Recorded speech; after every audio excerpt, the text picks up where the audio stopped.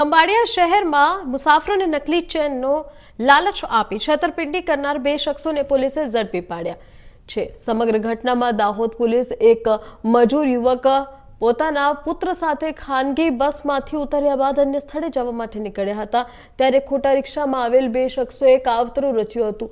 તો એક વૃદ્ધ શખ્સે પોતાનો સોનાનો ચેન ગુમ થયો હોવાનું કહી નકલી ચેન બતાવી અને તેમાં અડધો ભાગ આપવાની વાત કરી વિશ્વાસ જીત્યો હતો। ત્યારબાદ યુવકના હાથમાં રહેલું ચાંદીનું કડું, મોબાઈલ ફોન અને રોકડ રકમ લઈને રિક્ષા ચાલક ફરાર થયો હતો। ગઈકાલે ખંભાળિયા પોલીસ સ્ટેશનમાં એક ચીટિંગનો ગુનો દાખલ કરવામાં આવેલો હતો। આ ગુનાની ફરિયાદ મુજબ ફરિયાદી પરપ્રાંતીય હતા। ફરિયાદી સાથે આરોપીઓ દ્વારા ફરિયાદીનું 150 ગ્રામનું ચાંદીનું કડું, એક મોબાઈલ તેમજ રોકડા 900 રૂપિયાનું ચીટિંગ કરવામાં આવેલું હતું।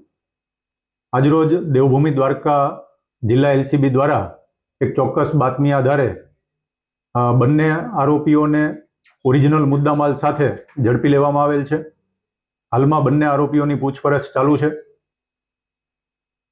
આ જે આરોપીઓ છે એમના દ્વારા જે આરોપીઓ પકડાયેલ છે તેમાં એક આરોપીનું નામ સંજય શંકરભાઈ રાજાણી, જે 49 વર્ષની ઉંમરનો છે અને પોતે રાજકોટ શહેરમાં રહે છે। અન્ય જે આરોપી છે તેનું નામ દેવજીભાઈ ઠાકરશીભાઈ નસીત, જે 72 વર્ષની ઉંમરનો છે અને એ પણ રાજકોટ શહેરમાં રહે છે।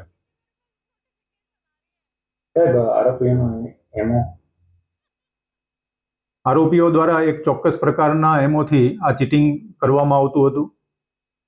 ફરિયાદીને 2 દિવસ પહેલા જ્યારે ફરિયાદી પોતાના પુત્ર સાથે રેલવે સ્ટેશન જવા માટે ચાલીને નીકળેલા, ત્યારે રસ્તામાં બંને આરોપીઓ રિક્ષામાં બેસીને નીકળેલ હતા। આરોપી સંજય રિક્ષા ચલાવતો હતો અને દેવજીભાઈ છે એ રિક્ષામાં પાછળના ભાગે બેસેલ હતા।